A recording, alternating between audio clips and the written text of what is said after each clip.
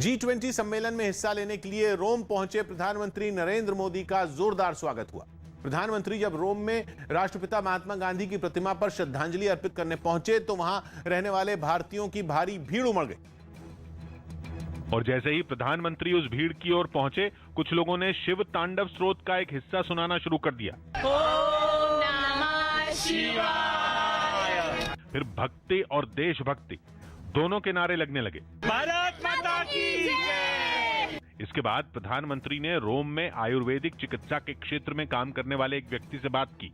वहीं कुछ गुजरात की पृष्ठभूमि वाले लोग भी वहां पहुंचे, जिन्होंने गुजराती में प्रधानमंत्री से हालचाल पूछ लिया। नरेंद्र भाई केम छो? Thank you so much. मजामा। भीड़ में मौजूद छोटे बच्चों को भी प्रधानमंत्री ने आशीर्वाद दिया।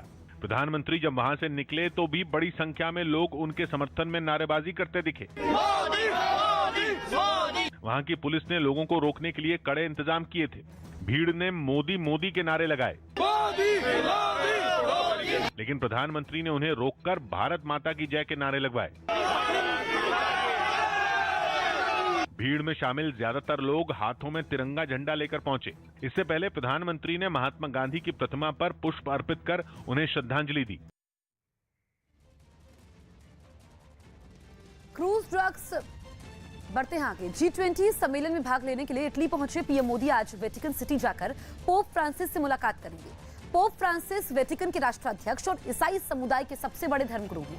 पीएम मोदी दोपहर 12 बजे वेटिकन जाकर पोप से मिलेंगे। इसके बाद दोपहर 3:15 पर वो G20 सम्मेलन के पहले सेशन में शिरकत भी करेंगे। 2 दिनों तक चलने वाले सम्मेलन को पीएम मोदी संबोधित करेंगे। शाम 5:30 बजे से इनकी कई देशों के राष्ट्राध्यक्षों से मुलाकात होगी। पीएम मोदी फ्रांस के राष्ट्रपति, इंडोनेशिया के राष्ट्रपति और सिंगापुर के पीएम से मुलाकात करेंगे।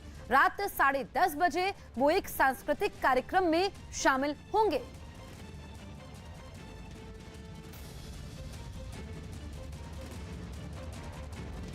तो पोप फ्रांसिस से मुलाकात करेंगे पीएम मोदी, G20 सम्मेलन में शामिल होंगे, रात को सांस्कृतिक कार्यक्रम में भी शामिल होंगे। तो आज काफी व्यस्त कार्यक्रम है और कई देशों के सर्वोच्च नेताओं से भी मिलने का कार्यक्रम है पीएम मोदी का। आप ये देखिए, जब कल रोम पहुंचे पीएम मोदी, उसके बाद कैसे लोगों ने उनको घेर लिया, हाथों में तिरंगा, और पीएम मोदी ने भी सभी का अभिवादन स्वीकार किया। इटली के पीएम से भी उनकी बातचीत हुई और उन्होंने जो भारत में वैक्सीनेशन की रफ्तार है उस पर भारत की तारीफ की। इस बीच बड़ी खबर आपको बता दें, आज जेल से रिहा हो सकते हैं आर्यन खान। क्रूज ड्रग्स मामले में वो जेल से रिहा हो सकते हैं। शाहरुख खान परिवार निकल चुका है। गाड़ियों का काफिला मन्नत से निकला है। तो शाहरुख खान अपने लाडले बेटे आर्यन खान को लेने के लिए देखिए अपने घर मन्नत से निकल चुके हैं। आर्थर रोड जेल जा सकते हैं शाहरुख खान, क्योंकि 9 बजे जेल दफ्तर खुलेगा। उसके बाद उनकी रिहाई संभव है। सुबह 5:30 बजे जमानत पेटी खोली गई और 9 बजे का इंतजार हो रहा है, क्योंकि कम समय बाकी है। और जो उनकी लीगल टीम है, शाहरुख खान के बेटे आर्यन खान की लीगल टीम ने बताया कि 10 से 12 बजे तक आर्यन खान की रिहाई संभव है। तो अब काफिला निकल चुका है शाहरुख खान का। 5 गाड़ियां हैं इस काफिले में। शाहरुख खान परिवार के साथ निकले और हमने वो तस्वीरें भी देखी किस तरीके से मन्नत को सजाया गया है, लाइटें लगाई गई हैं और उनका स्वागत की तैयारी हो रही है। इस बीच आर्यन के छोटे भाई ने भी लोगों का अभिवादन स्वीकार किया था। और अब बड़ी खबर यह है कि मन्नत से गाड़ियों का काफिला निकला है। शाहरुख खान परिवार के साथ निकले हैं और खबर यह है कि वो आर्थर रोड जेल जा सकते हैं, क्योंकि सुबह 5:30 बजे जमानत पेटी खोली गई और 9 बजे जब जेल दफ्तर खुलेगा उसके बाद 10 बजे तक बाहर आ सकते हैं आर्यन खान।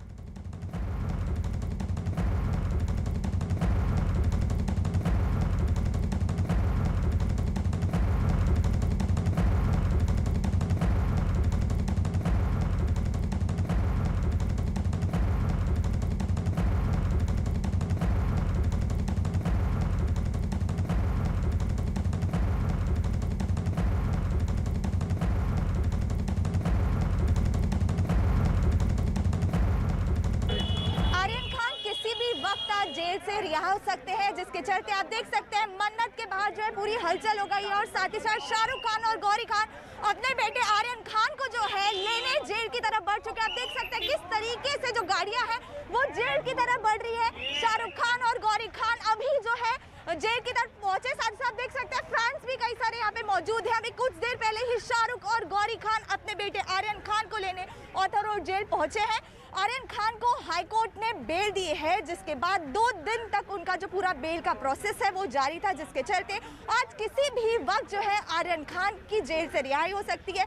अपने बेटे से कई दिनों तक जो है शाहरुख और गौरी खान दूर थे, जिसके चलते अभी कुछ देर पहले ही वो मन्नत से अपने बेटे को लेने निकले। आपने देखा कुछ देर पहले ही शाहरुख खान और गौरी खान की गाड़ी जो है उनके घर मन्नत से निकली है और किसी भी वक्त जो है वो ऑर्थर रोड जेल पहुंच सकते हैं और किसी भी वक्त उनका जो बेटा आर्यन खान है वो जेल से रिहा हो सकता है। वीडियो जर्नलिस्ट कल्पेश वाघेला के साथ श्रेया दुबे, न्यूज़ 18 इंडिया, मुंबई। विवेक हमारे साथ मौजूद है। विवेक, देखिए शाहरुख खान तो परिवार के साथ निकल चुके हैं, आप ये बताइए कि अब कितनी फॉर्मेलिटीज बची हैं? जब जेल दफ्तर खुलेगा उसके बाद क्या क्या फॉर्मेलिटीज होनी बाकी है? जसप्रीत, देखिए अब ये जेल फॉर्मेलिटीज़ की बात करें तो 7 बजे ये जेल से जो बैरक होते हैं उसमें सारे आरोपी जो अंडर ट्रायल कैदी उनको बाहर निकाला जाता है। 9 बजे जो है वो जेल का एडमिन दफ्तर खोला जाता है, यानी कि 9 बजे मुंबई के आर्थर रोड जेल के जेलर जो हैं वो अपने दफ्तर पहुंचेंगे 9 बजे करीब। और फिर जो पत्र पेटी जो 5:30 बजे खुली है उसमें जो रिलीजिंग बॉन्ड है वो अब जेलर के टेबल पे जाएगा 9 बजे के आसपास और जेलर उस पर दस्तखत करेंगे और उसको वेरीफाई करेंगे कि जो रिलीजिंग बॉन्ड सब आरोपी के नाम पे आया है उसका वो वेरिफिकेशन करेंगे किन किन आरोपी के नाम पर रिलीजिंग बॉन्ड आया है, जिसमें जैसे कि आर्यन खान का रिलीजिंग बॉन्ड पहले ही 5:30 बजे को निकाल दिया गया है। अब वो सीधे जो जेलर उनके टेबल पे जाएगा, फिर एक वेरिफिकेशन प्रोसेस होता है उसमें तकरीबन 25 से 30 मिनट लगते हैं। ये वेरिफिकेशन प्रोसेस होने के बाद जिसको बेल मिली है, यानी कि आर्यन खान को जो बेल मिली है, आर्यन खान को बैरक से बाहर निकाला जाता है। फिर उनके जो पेपर डॉक्यूमेंट्स होते हैं, जो लीगैलिटीज़ होती है, उनके सारे दस्तावेज पे रिलीजिंग बॉन्ड पे आर्यन खान भी साइन करेंगे। उसके बाद जेल से पहले जब वो जिस दिन जेल गए थे, जो भी उनके बिलोंगिंग होती है, जैसे उनके कपड़े हुए, घड़ी हुए, पर्स हुए, वो सारी जो चीज़ होती हैं वो जेल अथॉरिटी उनको वापस आर्यन खान को देती है। यानी कि ये जो पूरा प्रोसेस है उसमें तकरीबन 1 घंटे का समय लग सकता है। लेकिन शाहरुख खान अपने पूरे परिवार के साथ, अपने पूरी लाओ लश्कर के साथ करीब 8 बजे यहाँ से निकले हैं मन्नत से। और यहाँ से जो आर्थर रोड जेल का डिस्टेंस है जसप्रीत, आधे घंटे का डिस्टेंस है। शनिवार है, ट्रैफिक कम रहेगा, आधे घंटे या पौन घंटे में वो जेल ना पहुँच के जेल के आसपास रहेंगे। और जैसे ही ये आर्यन खान बाहर निकलेंगे, और बताया जाएगा जो अमूमन जो फॉर्मेलिटीज़ अगर जल्द से जल्द भी करेंगे तो 9:45 या 10 के आसपास आर्यन खान मुंबई के आर्थर रोड जेल से बाहर आ सकते हैं। और ये माना जा रहा है कि जब भी आर्यन खान जेल से बाहर आएंगे वो सीधे उनको वहाँ पे शाहरुख खान और उनका परिवार वहाँ पे पहुँच जाएगा तुरंत, और तुरंत उनको वहाँ से रिसीव करेंगे शाहरुख खान और वापस उसी रास्ते से वापस यहाँ पर मन्नत पहुँचेगा। अगर मैं दिखाऊँ आपको कि समय हम मुंबई के बैंड स्टैंड इलाके के मन्नत के बाहर हैं और लगभग 10:30 से 11 के बीच में जो शाहरुख खान ने अपने बेटे आर्यन खान को वापस अपने घर मन्नत जो उनका बंगलो है मुंबई के बांद्रा इलाके में यहाँ पे लेके आएंगे। तो ये पूरा प्रोसेस जो है, ये जो जेल की फॉर्मेलिटीज़ हैं वो तकरीबन 1 घंटे का प्रोसेस है। हमने कल न्यूज़ 18 इंडिया ने जब आर्थर रोड जेल के जेलर से बात की तो उन्होंने साफ तौर पर पूरा प्रोसेस बताया था कि 5:30 बजे के आसपास पत्र पेटी खुलेगी, 7 बजे बैरक ओपन होगा, 9 बजे एडमिन ऑफिस ओपन होगा, उसके बाद वेरिफिकेशन प्रोसेस होगा और लीगल फॉर्मेलिटीज पूरी करने में तकरीबन आधे से 1 घंटे का समय लग सकता है। यानी कि 10 से 10:15 के बीच में आर्यन खान मुंबई के आर्थर रोड जेल से बाहर निकल सकते हैं। बिल्कुल विवेक, हमने कल भी देखा जो वारंट था उसे पहुंचने में देरी हुई और पेज फंस गया, फिर आज जमानत जो हुई थी उसमें देरी हुई। आशीष हमारे साथ मौजूद हैं आर्थर रोड जेल से। आशीष बताइए, क्योंकि विवेक बता रहे थे कि मन्नत से जो आर्थर रोड की दूरी है वो लगभग आधे घंटे की है और बस अब इंतजार हो रहा है कि जब जेल दफ्तर खुले उसके बाद फॉर्मेलिटीज पूरी हो और आर्यन खान जेल से बाहर आए। जी बिल्कुल, तकरीबन आधे घंटे की दूरी है और यहाँ पर आर्थर रोड जेल पे आपको यहाँ पे ये बैरिकेटिंग दिखाई पड़ जाएगी। ये बैरिकेटिंग लगाई गई है ताकि लोग जो है वो आगे ना आ पाए। जिस तरह से कल फैंस का जमावड़ा इकट्ठा हुआ था उसके मद्देनजर ये सुरक्षा बंदोबस्त किया गया है ताकि लोग जो है, जो फैंस है वो लगातार जिस तरह से मन्नत पे इकट्ठा हो रहे हैं, जिस तरह से आर्थर रोड पे इकट्ठा हो रहे हैं, उन्हें रोका जा सके। रास्ते को जो है वो पूरी तरह से रूट जो है वो क्लियर किए गए हैं और साफ तौर पे पुलिस की यहाँ पे देखिए, ये इस तरफ देखिए, पुलिस का जो बंदोबस्त है वो आपको दिखाई पड़ जाएगा। ये केवल और केवल जो लगातार भीड़ इकट्ठा होने वाली है उसके मद्देनजर ये पूरा बंदोबस्त लगाया जा रहा है। पुलिस का एक कड़ा बंदोबस्त लगाया जा रहा है क्योंकि जैसे ही शाहरुख खान यहाँ पे पहुंचेंगे, शाहरुख के साथ उनका पूरा परिवार भी मौजूद है, तो लिहाजा यहाँ पे पहुंचने के बाद स्थितियाँ गंभीर न हो जाए। जिस तरह के हालात कल हुए थे उसके मद्देनजर पूरा रास्ता जो है वो जाम हो चुका था, जो है कहीं जाने आने का रास्ता जो है वो सुचारू रूप से नहीं चल पा रहा था। उसी के मद्देनजर आज तड़के सुबह जो है यहाँ पर बंदोबस्त पूरी तरह से लगा दिया गया है। पुलिस की एक्स्ट्रा फोर्सेस आपको यहाँ पे दिखाई पड़ जाएंगी, जो कि जेल के पास जो है डिप्लॉयमेंट करने के लिए आगरी पड़ा, और साथ ही साथ एनएन जोशी पुलिस स्टेशन से आई हुई है जो सुरक्षा दल है, वो यहाँ पर कोशिश करेगा कि जब आर्यन खान की बेल हो तो इस दरमियान जो है किसी भी तरह की स्थिति गंभीर न होने पाए। और सबसे अहम बात कि जो जेल का प्रोसेस है उसे पूरा होने में तकरीबन आधे से पौने घंटे का वक्त जाएगा।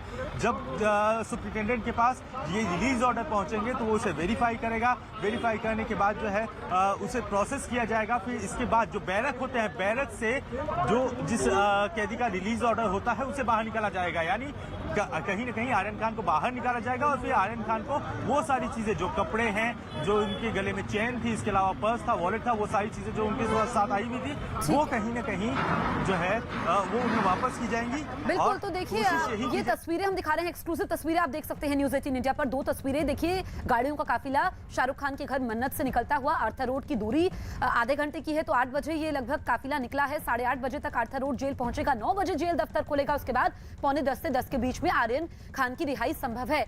विवेक, आर्यन खान की रिहाई तो हो रही है और कड़ी शर्तें भी हैं उनकी रिहाई के साथ, जिसमें हर हफ्ते पेशी भी शामिल है।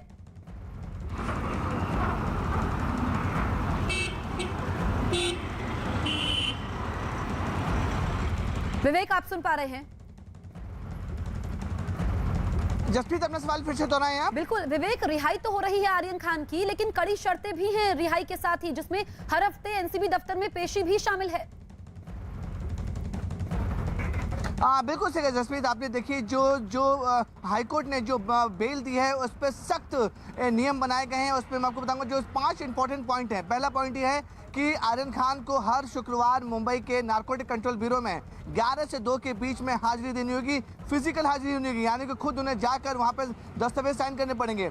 दूसरा जो इंपॉर्टेंट डिसीजन है कि आर्यन खान को अगर मुंबई से बाहर अगर जाना होगा तो उसकी जानकारी वो नारकोटिक कंट्रोल ब्यूरो के अधिकारी को देंगे। फिर नारकोटिक कंट्रोल ब्यूरो के अधिकारी तय करेंगे कि आर्यन खान को बाहर मुंबई से भेजा जाए या ना भेजा जाए। तीसरी अहम बात ये रहेगी कि आर्यन खान मीडिया से बात नहीं करेंगे, साथ ही साथ सोशल मीडिया पर केस से रिलेटेड कोई भी चीज या कोई भी जानकारी नहीं लिखेंगे। चौथी इंपॉर्टेंट चीज रहेगी कि आर्यन खान बाहर निकलने के बाद किसी भी इस मामले से जुड़े जितने गवाह हैं उनसे ना ही बात करेंगे, ना ही उनसे मुलाकात करेंगे, और जो सबूत हैं उनको भी छेड़छाड़ करने की कोशिश नहीं करेंगे।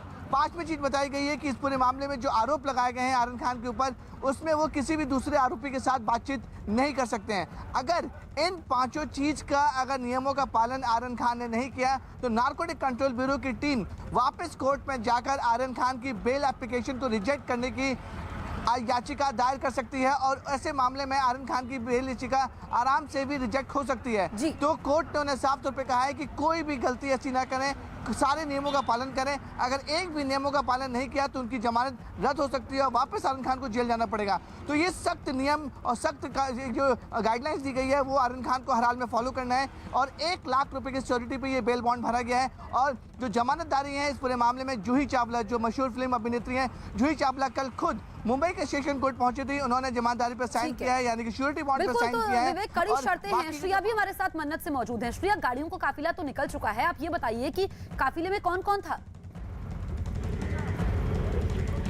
देखिए, अभी कुछ देर पहले ही शाहरुख खान और गौरी खान जो है आर्थर रोड जेल की तरफ निकले हैं। 4 से 5 गाड़ियां जो है वो जेल की तरफ निकली है। कल भी जो है शाहरुख खान जेल की तरफ गए थे, लेकिन पूरा जो प्रोसेस है उसको होने में काफ़ी ज़्यादा टाइम हो गया। जो बॉन्ड है वो जेल तक नहीं पहुंच पाया, जिसके वजह से जो है आर्यन खान को कल की रात भी जो है जेल में बितानी पड़ी, जिसके बाद आज सुबह से ही मन्नत के बाहर भी उनके फैंस की हलचल है। आप मेरे पीछे देख सकते हैं, शाहरुख खान के जो फैंस हैं वो सुबह से ही 6 बजे से जो है मन्नत के बाहर ये पोस्टर लेकर खड़े हैं। इसमें साफ लिखा हुआ है welcome home Aryan Khan, stay strong prince Aryan. तो इन लोग से बात करने की हम कोशिश करते हैं। आपको क्या मतलब कितने देर से आप ये पोस्टर लेकर शाहरुख खान के घर के बाहर खड़े हैं? सुबह से हम लोग जी, क्या लगता है आज आर्यन आ रहे हैं, कितनी खुशी हो रही है? हम लोग बहुत खुशी हो रहा है, मतलब रहा नहीं आ रहा, बस हम लोग को सब्र का फल मीठा होता है। हमें बस यही खुशी है कि जल्द से जल्द आर्यन घर पे आ जाए। आपसे जानना चाहेंगे, सुबह से ही 6 बजे से आप ये पोस्टर लेके मन्नत के बाहर खड़े हैं। अभी भी जब शाहरुख खान और गौरी खान की गाड़ी जो है जेल की तरफ गई, तभी भी आप पोस्टर खोल के चिल्लाते हुए नजर आए, स्टे स्ट्रॉन्ग शाहरुख खान। क्या कुछ कहेंगे? सुबह से हम लोग 7 बजे से आए हैं, उनको चेयर्स कर रहे हैं, मतलब अभी 2-3 घंटे में तो आ ही जाएगा आर्यन। बहुत ज़्यादा खुश हम लोग, और 2 अक्टूबर से हम लोग कंटिन्यू पोस्टर या बैनर्स लेके आ रहे हैं हम लोग। और उनको स्ट्रॉन्ग करने और चेस करने आ रही थी, मतलब स्ट्रॉन्ग रहे और जीत हमारी हुई, बेल हुआ जी। तो आप देख सकते हैं जो शाहरुख खान के फैंस हैं वो लगातार जो है 2 अक्टूबर से, जब से आर्यन खान जो है उनकी पूरी कार्रवाई शुरू हुई है, तब से जो है उनके जो फैंस 28 दिन का वक्त गुजरा है और 28 दिन के बाद आज जेल से बाहर आ रहे हैं आर्यन खान। दिवाकर, ये बताइए कि रिहाई से पहले कैसे गुजरी आर्यन खान की रात, इस बारे में कोई जानकारी मिल पाई है? क्या उनके हाव भाव थे? देखिए, कल शाम को करीब 5:35 तक जसप्रीत कोशिश ये की गई कि किसी तरह से पेपर जो है वो जेल तक पहुंच जाए, जेल अथॉरिटी के पास पहुंच जाए और प्रक्रिया शुरू हो सके। लेकिन पूरी उम्मीद थी आर्यन खान को अंदर, क्योंकि जब उन्हें जानकारी दी गई थी कि उनकी बेल मंजूर कर ली है बॉम्बे हाई कोर्ट ने, तो काफी खुश नजर आए थे। जो जेल प्रशासन के अधिकारियों से जानकारी मिली थी, उन्हें ये उम्मीद थी कि कल ही जो है आर्थर रोड जेल से जो है वो बाहर जो है निकल जाएंगे, लेकिन पेपर जो जेल अथॉरिटी के पास पहुंचने की ना वजह से जो है कल उनकी जो रिहाई है वो नहीं हो पाई। और ऐसे में आज जो है, क्योंकि उनके वकीलों का कहना है कि रात में ये पेपर जो है वो जेल अथॉरिटी को पहुंचा दिया गया था, उसकी प्रोसेस जो है जब 9 बजे आधिकारिक जो समय है रेलवे माफ कीजिएगा जो जेल ऑफिशियल्स का जो है वहां पर जो है जब जेल ऑफिशियल्स पहुंचेंगे तो वहां पर जो है प्रक्रिया शुरू होगी। मैं कहूँगा आपको, अगर आर्थर रोड जेल दिखाऊं आपको, देखिए यही आर्थर रोड जेल है और इसके ठीक 22-23 दिनों से जो आर्यन खान है वो बंद थे। जमानत उनकी जो है वो गुरुवार को ही कोर्ट ने जो है मंजूर कर ली थी, लेकिन कल क्योंकि कोर्ट का जो पूरा ऑर्डर आया वो 3 बजे के बाद आया और 3 बजे के ऑर्डर के बाद फिर वो एनडीपीएस कोर्ट में जो प्रक्रिया है उसे ले जाकर ऑर्डर को देने की, वो उसमें देरी हो गई और 5:30 बजे का वक्त होता है। अगर 5:30 बजे पहले आप जो अगर बॉक्स आपको मैं दिखा पाऊँ, उस बॉक्स में आप जो पेपर है, जो ऑर्डर कॉपी है, अगर उसे डाल देते हैं तो फिर जो है जो प्रक्रिया है वो शुरू हो जाती है। लेकिन कल करीब 5:35 तक जेल अथॉरिटी ने इंतजार किया, लेकिन उसके बाद भी जब पेपर नहीं आया आर्यन खान का, उसके बाद जो है जेलर ने खुद ये डिक्लेयर किया कि आज आर्यन खान की रिहाई नहीं होगी। अब ये रिहाई कल ही हो पाएगी, क्योंकि जेल के नियम के मुताबिक जो है 6 बजे के बाद किसी भी बंदी की या किसी भी कैदी की दिवाकर, कुछ देर का इंतजार और है। आशीष, ये बताइए कितनी देर में मन्नत से काफिला आर्थर रोड जेल पहुंचेगा, क्योंकि शाहरुख खान तो परिवार के साथ निकल चुके हैं मन्नत से?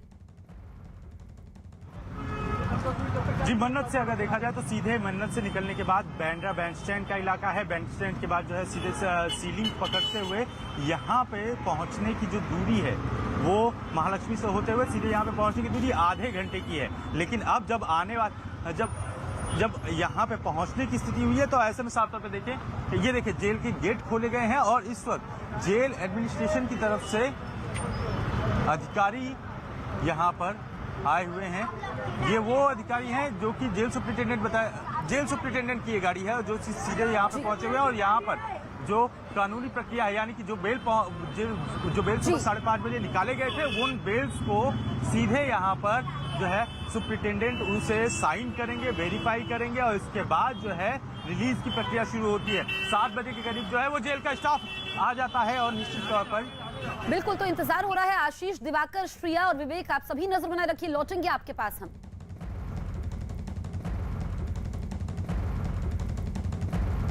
किसान आंदोलन की वजह से बंद पड़े दिल्ली के गाजीपुर बॉर्डर और टीकरी बॉर्डर को खोलने का काम शुरू हो गया। पुलिस ने बॉर्डर पर बना सुरक्षा का कड़ा घेरा परत दर परत हटाना शुरू कर दिया और खुदाई करने वाली मशीन की मदद से वहां रखे बड़े बड़े पत्थर हटाए। गाजीपुर बॉर्डर पर किए गए कई लेयर के सुरक्षा के इंतजाम को पुलिस ने एक एक कर हटाना शुरू किया। सबसे पहले पत्थर हटे, फिर कटीली तारों को काटा गया और फिर वहां बिछाई गई कीलों को भी गाड़ी में रखा गया। तो जो मेन हाईवे है दिल्ली से मेरठ को जोड़ने वाला, उस मेन हाईवे पर पिछले 10 महीने से ज्यादा वक्त से जो मेन हाईवे का जो रास्ता बंद था उसे अब खोला जा रहा है। पुलिस ने दावा किया कि बहुत जल्द दिल्ली से मेरठ को जोड़ने वाला गाजीपुर बॉर्डर पूरी तरह खुल जाएगा। हमारे जो मेन रूट्स हैं, those are already like 2 of those are already open, the rest 2 are being opened. हालांकि अब भी गाजीपुर बॉर्डर पर बैरिकेड लगे हुए हैं। यही नहीं, कई किसानों के टेंट भी लगे हुए हैं। बॉर्डर पर सुरक्षा इंतजाम कम होते देखकर कुछ किसान तो दिल्ली जाने की तैयारी करने लगे और सड़क के दूसरी तरफ बैठ गए। ये लोग इस जिद पर अड़ गए कि रास्ता खाली होते ही वो दिल्ली कूच करेंगे। जो कुछ किसान हैं वो यहाँ पर आ गए हैं। किसान नेता राकेश टिकैत ने तो डंके की चोट पर यही बात कही। और रास्ते खुलेंगे भाई, हम भी अपनी फसल बेचने पार्लियामेंट पर जाएंगे। सुप्रीम कोर्ट की फटकार के बाद किसानों ने बॉर्डर पर लगे अपने कुछ टेंट हटा लिए थे, जिससे लोगों को थोड़ी राहत मिली थी और अब पूरी सड़क खाली करने का काम हो रहा है। दिल्ली के टीकरी बॉर्डर पर तो यह काम रातों रात शुरू हो गया और खुदाई करने वाली मशीन की मदद से सड़क पर रखे पत्थर हटाए जाने लगे। पुलिस ने रात में ही करीब सारे पत्थर वहां से हटा दिए और सुबह होने पर वहां केवल बैरिकेड और खूब सारे पुलिस वाले नजर आए। टीकरी बॉर्डर से बड़े और छोटे पत्थर तो हटा दिए गए, लेकिन बॉर्डर का पूरी तरह खुलना बाकी है। कोरोना के केस तेजी से कम होने के बाद दिल्ली सरकार ने दिल्ली वालों के लिए छूट बढ़ा दी है। कोरोना नियमों में यह ढील 1 नवंबर से लागू होगी और सिनेमा मल्टीप्लेक्स पूरी 100% क्षमता के साथ चलेंगे। अभी तक इनको सिर्फ 50% क्षमता के साथ चलने की इजाजत थी, जबकि नए नियम के मुताबिक अब शादी समारोह में भी 200 लोग शामिल हो पाएंगे। अब तक सिर्फ 100 लोग ही शादी में बुलाए जा सकते थे। लियांडर पेस टीएमसी में शामिल हो गए। टेनिस खिलाड़ी लियांडर पेस और अभिनेत्री नफीसा अली गोवा की राजधानी पणजी में एक कार्यक्रम के दौरान टीएमसी में शामिल हो गए। इस मौके पर वहां पश्चिम बंगाल की सीएम ममता बनर्जी भी मौजूद रहीं। T20 वर्ल्ड कप के एक मैच में ऑस्ट्रेलिया ने श्रीलंका को 7 विकेट से हरा दिया। ऑस्ट्रेलिया की इस टूर्नामेंट में ये लगातार दूसरी जीत है। मध्य प्रदेश के पूर्व सीएम कमलनाथ केदारनाथ पहुंचे और वहां उन्होंने पूजा की। दिल्ली कांग्रेस की नई कार्यकारिणी में 1984 के दंगों के आरोपी जगदीश टाइटलर को शामिल किए जाने पर सियासी घमासान छिड़ गया। बीजेपी ने टाइटलर को स्थायी आमंत्रित सदस्य बनाए जाने पर तंज कसा और इसे कांग्रेस का सिख विरोधी रुख करार दिया। नमक छिड़कने का काम अगर किसी ने किया है तो वो गांधी परिवार और कांग्रेस पार्टी ने किया है। पंजाब चुनावों की तेज होती आहट के बीच मौका मिला तो अकाली दल ने भी कांग्रेस पर निशाना साधा। कांग्रेस पार्टी है ऐसे फैसले लेती है जो पंजाब विरोधी और सिख विरोधी है। हालांकि टाइटलर पर लिए गए फैसले की वजह बताकर कांग्रेस ने दोनों दलों के आरोपों पर फौरन पलटवार किया। जो भी सांसद रहे हो दिल्ली से वो परमानेंट इनवाइटी होंगे। इन्हें कुछ ज्ञान है नहीं, अल्प ज्ञानी आदमी। स्कॉटलैंड को कुदरत का कहर झेलना पड़ रहा है। वहां के कई शहर बाढ़ की वजह से पानी में डूबे हुए हैं। स्कॉटलैंड में ही जलवायु परिवर्तन पर संयुक्त राष्ट्र की एक बेहद अहम कॉन्फ्रेंस होने वाली है, जो कल से शुरू होकर 12 नवंबर तक चलने वाली है। यह बैठक हालांकि स्कॉटलैंड के ग्लासगो शहर में होनी है और बाढ़ का असर अभी ग्लासगो में नहीं है, लेकिन लगातार हुई बारिश के कारण स्कॉटलैंड के कई शहर पानी में डूबे हैं। रेल पाइप ठप पड़ चुकी है, स्कूल बंद किए जा चुके हैं, कुछ पुल न केवल टूट गए बल्कि टूटकर नदी के साथ ही बह गए। कुछ शहर ऐसे हैं जहां लोगों के घर पानी में डूबे हुए हैं। ग्लासगो में जहां जलवायु परिवर्तन पर कॉन्फ्रेंस होनी है, वहां पहुंचने वाली रेल लाइन पर भी बुरा असर पड़ा है।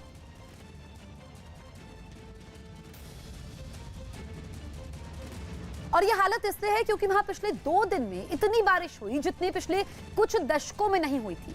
और ये सारे रिकॉर्ड इसलिए टूटने वाले हैं क्योंकि वहां के मौसम विभाग ने अभी 5 दिन तक बारिश का दौर न थमने की चेतावनी दी है। स्कॉटलैंड के ही ग्लासगो में संयुक्त राष्ट्र की क्लाइमेट समिट होने वाली है। दुनिया भर के बड़े नेता इस समिट में हिस्सा लेने के लिए पहुंचने वाले हैं और इस समिट से शुरू होने से पहले ही स्कॉटलैंड में जलवायु परिवर्तन का बुरा असर दिखने लगा है। वहां के कई शहरों की रेल लाइन ठप पड़ चुकी है और ग्लासगो तक पहुंचने वाली रेल लाइन पर भी बाढ़ का असर पड़ा है। वहां की सरकारी एजेंसियों ने लोगों को बहुत जरूरी होने पर ही घरों से बाहर निकलने को कहा है। कुछ पुल तक टूट गए हैं, शहर के शहर पानी में डूबे हुए हैं। वहां की कई सरकारी एजेंसियां अब फंसे हुए लोगों को बचाने में जुट गई हैं। दुनिया के कई देशों की तरह भारत में भी कोरोना के मरीजों की संख्या में बढ़ोतरी के बावजूद लोग इससे सबक लेने को तैयार नहीं दिख रहे। देश की राजधानी दिल्ली के बाजारों में कोरोना से बचाव के नियमों की अनदेखी से सरकार और प्रशासन की टेंशन बढ़ गई, जिसकी वजह बड़े बड़े बाजारों के साथ ही सब्जी मंडियों में उमड़ने वाली भीड़ में दिखी, जहां सोशल डिस्टेंसिंग तो दूर, लोग मास्क तक से कन्नी काटते मिले। दिल्ली के दूसरे बाजारों की तरह ओखला सब्जी मंडी में जुटी भीड़ डराने वाली निकली। तस्वीरें देखिए, तस्वीरें साफ दिख रही हैं। यहाँ पर कुछ लोग कैमरे को देखकर मास्क लगाते हैं। जब ग्राहक से लेकर दुकानदार तक कोरोना से बचाव के नियम भूल गए तो प्रशासन को पुराने दिनों की याद दिलाने के लिए आगे आना पड़ा। लगाते नहीं तो क्या करें, हमारा तो लगे हुए रात दिन बोलने पे। लेकिन चेतावनी के बावजूद कुछ लोगों पर इसका कोई असर नहीं हुआ। जबकि मास्क नहीं लगाने वालों के चालान काटने के साथ ही सरकार ने कोरोना से बचाव के तमाम नियमों का पालन करने की मियाद 30 नवंबर तक बढ़ा दी। सरकार का फैसला एक तरफ और लोगों की मनमर्जी दूसरी तरफ। और इसी की तस्वीर दिल्ली की सबसे बड़ी सब्जी मंडी आजादपुर में भी दिखी, जहां ग्राहकों के साथ ही दुकानदार भी कोरोना से बेपरवाह रहे। यहाँ तक कि बच्चों के साथ कारोबार करने बैठी महिलाएं भी बिना मास्क के ही मंडी में डटी रहीं। बिना मास्क पहने हुए ही नजर आ रहे हैं। भैया मास्क है, मास्क जेब में। दिल्ली जैसा ही हाल राजस्थान के कई इलाकों का रहा, जिससे जयपुर का सिंधी कैंप बस टर्मिनल भी अछूता नहीं। बस टर्मिनल पर पहुंचे आधे से ज्यादा यात्रियों को या तो मास्क जरूरी नहीं लगा या फिर रस्म अदायगी। और ऐसा तब है जब दिवाली की हलचल के बीच कोरोना के मरीजों की संख्या बढ़ने लगी और आंकड़ों के मुताबिक एक दिन पहले 24 घंटे में कोरोना के 14,348 नए मरीज मिले हैं देश में, और इतने ही वक्त में कोरोना ने 805 लोगों की जान ले ली, जबकि इससे एक दिन पहले कोरोना से 733 लोगों की मौत हुई। यानी बीते 24 घंटे में मौत के आंकड़े में 72 की बढ़ोतरी हो गई। हालांकि बीते 24 घंटे में कोरोना से 13,000 लोग ठीक भी हुए हैं। बताया गया कि बीते 24 घंटों में केरल में ही कोरोना के 7,838 मरीज मिले हैं। हालांकि इनमें कुछ पुराने मरीज बताए गए। बिहार के पूर्णिया से हैरान करने वाला वीडियो सामने आया। वहां लोगों की भीड़ ने बीच सड़क पर एक आदमी की जमकर पिटाई कर दी। आरोप है कि वो आदमी बाजार में खड़ी बाइक चुराने की कोशिश कर रहा था। यही नहीं, लोगों ने आरोप लगाया कि आरोपी चोरी करने वाले उस गिरोह का मेंबर है जो कई दिनों से उस इलाके में चोरी कर रहा था। ऐसे में लोगों को जब उस आदमी पर बाइक चुराने का शक हुआ तो हंगामा मच गया। लोगों की भारी भीड़ जुट गई और लोगों ने चोरी के आरोपी को घेर कर उस पर मुक्के बरसाने शुरू कर दिए। खुद को बचाने की कोशिश में पिट रहा शख्स जमीन पर बैठ गया, लेकिन तभी एक आदमी ने उस पर बिना रुके एक के बाद एक कई चांटे बरसा दिए। हालांकि इस बीच कुछ लोग उसे भीड़ के गुस्से से बचाने की कोशिश करते भी दिखे, लेकिन नाकाम रहे। पिट रहा आदमी बचाने वाले के पैर पर गिर पड़ा और खुद को बचाने की गुहार लगाने लगा। तब भी लोगों ने उसे इतना पीटा कि कुछ देर के लिए वो बेहोश हो गया, जबकि उसके शरीर पर खून के धब्बे साफ दिखे। हंगामा इतना बड़ा कि सड़क पर जैम लग गया। हंगामे के बीच आरोपी को पुलिस की जीप में बिठाया गया। तब भी लोगों ने उस पर चांटे और मुक्के बरसाना नहीं छोड़ा। काफी देर तक चले हंगामे के बीच आरोपी को पुलिस अपने साथ ले गई। यमन में जारी जंग में सऊदी अरब के समर्थन वाली सेना ने 150 से ज्यादा हूथी विद्रोहियों को मार गिराने का दावा किया।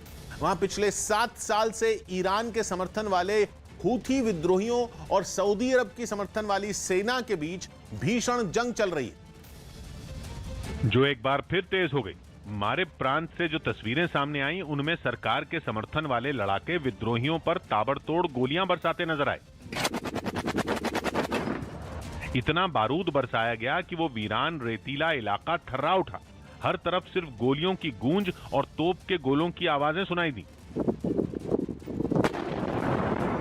सऊदी अरब के समर्थन वाली सेना और लड़ाकों ने विद्रोहियों के ठिकानों को निशाना बनाकर जबरदस्त हमले किए। इन हमलों में टैंक और भारी मशीन गनों का भी इस्तेमाल किया गया। यमन में पिछले 7 साल से सत्ता के लिए भीषण गृह युद्ध जारी है, लेकिन हजारों लोगों की मौत और लाखों लोगों के पलायन के बावजूद इस जंग का अंत नजर नहीं आ रहा। पंजाब दौरे के दूसरे दिन अरविंद केजरीवाल कारोबारियों से मिले। दिल्ली के सीएम अरविंद केजरीवाल ने पंजाब के बठिंडा में कई कारोबारियों से मुलाकात की और उन्हें राज्य में व्यापार करने के लिए सुरक्षित माहौल देने का वादा किया। वो छोटा व्यापारी हमारे देश की अर्थव्यवस्था की रीढ़ की हड्डी है। उत्तराखंड और कुछ दूसरे राज्यों के लिए राहत सामग्री ले जा रहे एक ट्रक को दिल्ली से रवाना किया गया। इसे स्वास्थ्य मंत्री मनसुख मांडविया ने हरी झंडी दिखाई। ये दवाइयां और दूसरी राहत सामग्री वहां आपदा प्रभावित लोगों के बीच बांटी जाएगी। आपदा की स्थिति में लोगों को सहयोग किया जाएगा। चेन्नई के कावेरी अस्पताल में भर्ती रजनीकांत की सेहत में सुधार बताया गया, हालांकि अभी उन्हें अस्पताल से छुट्टी नहीं मिलेगी। बीजेपी सांसद वरुण गांधी ने किसानों के मुद्दे पर अपनी ही पार्टी को निशाना बनाया। उन्होंने यूपी की मंडियों में किसानों को उनकी फसल का सही दाम नहीं मिलने का आरोप लगाया। साथ ही उन्होंने इस मुद्दे पर सरकार की नीतियों पर भी सवाल खड़े कर दिए। हम वही किसान देखना चाहते हैं जिसकी रीढ़ की हड्डी दिख रही है, जिसकी हड्डियां यहाँ जो नंगा भूखा है, हम वही किसान देखना चाहते हैं अपने देश में। वरुण गांधी का ये बयान बीजेपी सांसद हरनाथ सिंह यादव को नागवार गुजरा। वरुण गांधी का भाजपा से मन उबर गया है। भाजपा ने उनको इतना कुछ दिया है, इसके बाद भी इस प्रकार से भाजपा की नीति के खिलाफ बोलना ये उचित नहीं है। जेएनयू में होने वाले एक वेबिनार पर विवाद खड़ा हो गया। इस वेबिनार के लिए भेजे गए इनविटेशन में लिखा गया कि कश्मीर पर भारत का कब्जा है।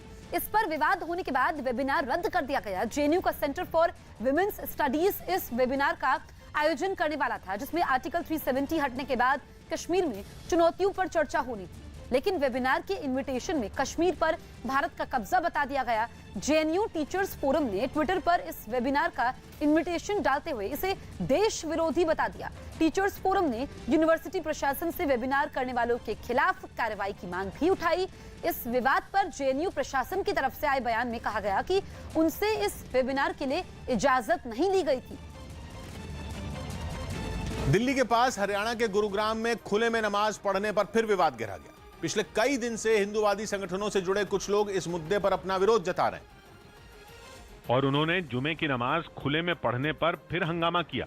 गुरुग्राम के सेक्टर 12A से सामने आई तस्वीर में कुछ लोग हाथों में पोस्टर और तख्तियां लेकर नारे लगाते दिखाई दिए। खुले में नमाज बंद करो, बंद करो, बंद करो। इस मुद्दे पर जारी विवाद को देखते हुए पहले से ही बड़ी संख्या में पुलिस के जवान तैनात कर दिए गए थे। इस बीच मुस्लिम समुदाय के कुछ लोग वहां नमाज पढ़ने के लिए पहुंच गए। बताया गया कि इस जगह पर 3 साल पहले प्रशासन की मौजूदगी में नमाज पढ़ने पर सहमति बनी थी। इसके बावजूद जब हिंदूवादी संगठनों से जुड़े लोगों ने विरोध करना शुरू किया, तब पुलिस ने करीब 50 प्रदर्शनकारियों को हिरासत में ले लिया।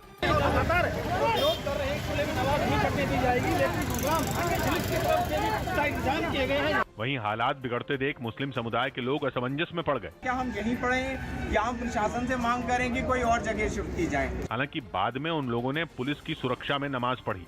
इससे पहले गुरुग्राम के सेक्टर 47 में भी ये मुद्दा तूल पकड़ चुका है। अफ्रीकी देश ट्यूनीशिया में लोग वेतन में बढ़ोतरी करने की मांग के साथ सड़कों पर उतर आए। उन लोगों ने कोरोना वायरस से हुए नुकसान का हवाला देते हुए अपनी मेहनताने को बढ़ाए जाने के लिए सफेक्स शहर में जमकर प्रदर्शन किया और इसमें इतने लोग जुटे कि सारा इलाका भर गया। मजदूर संगठन ने बंद का ऐलान किया और उसी ऐलान के साथ सैकड़ों लोग गुरुवार को हाथों में बैनर और पोस्टर लिए सड़कों पर उतर गए। ये लोग जगह जगह हाथों में झंडा लिए गाने गाते नजर आए। इससे पहले पूरे शहर में एक रैली निकाली गई जिसमें इतनी भीड़ जुटी कि सारी सड़कें लोगों से भर गई। इन लोगों ने एक जगह पहुंचकर सरकार के सामने अपनी शर्तें रखी, जिसमें सबसे बड़ी बात इन प्राइवेट कर्मचारियों के वेतन को बढ़ाने की थी। रेल मंत्रालय ने आईआरसीटीसी के मुनाफे में आधी हिस्सेदारी का फैसला वापस ले लिया। न्यूज 18 के चंदन जजवाड़े की रिपोर्ट है कि एक दिन पहले रेल मंत्रालय ने फैसला किया था कि वो आईआरसीटीसी के सुविधा शुल्क से होने वाली कमाई का आधा हिस्सा लेगी।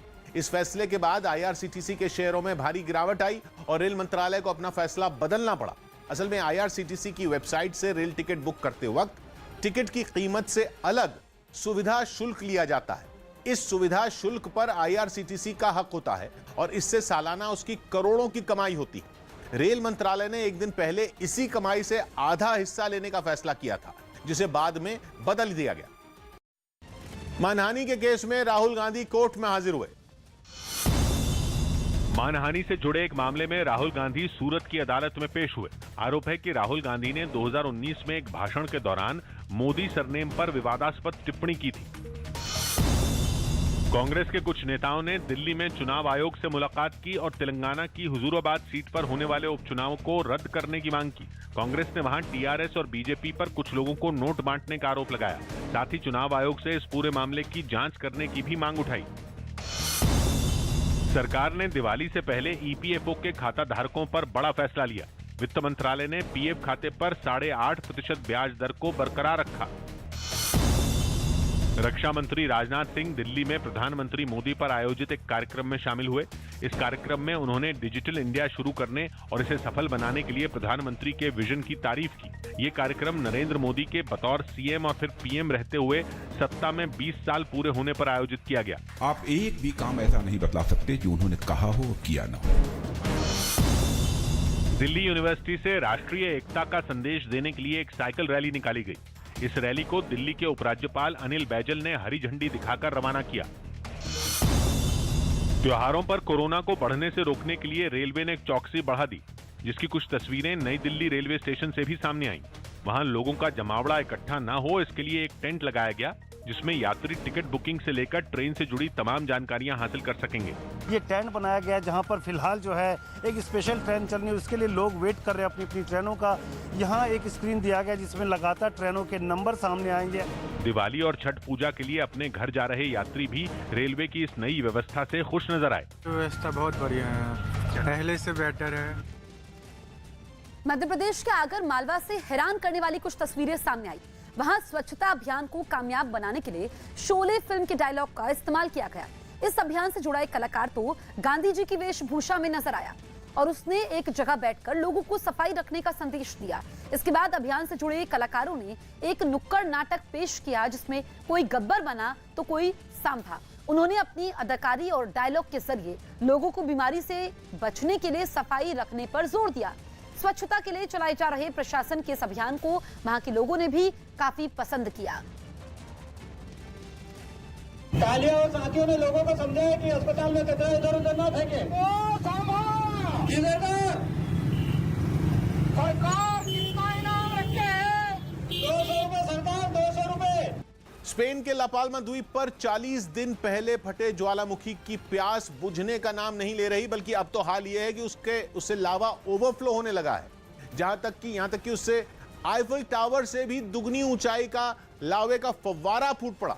अब कहा जा रहा है कि इतना खतरनाक ज्वालामुखी पूरे यूरोप ने बीते 100 साल में नहीं देखा।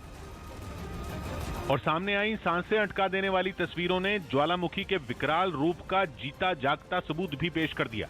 बरसों से धरती की कोख में कैद पिघली हुई चट्टानों का घोल बाहर निकला तो आसमान से बराबरी करने की ताक में दिखा।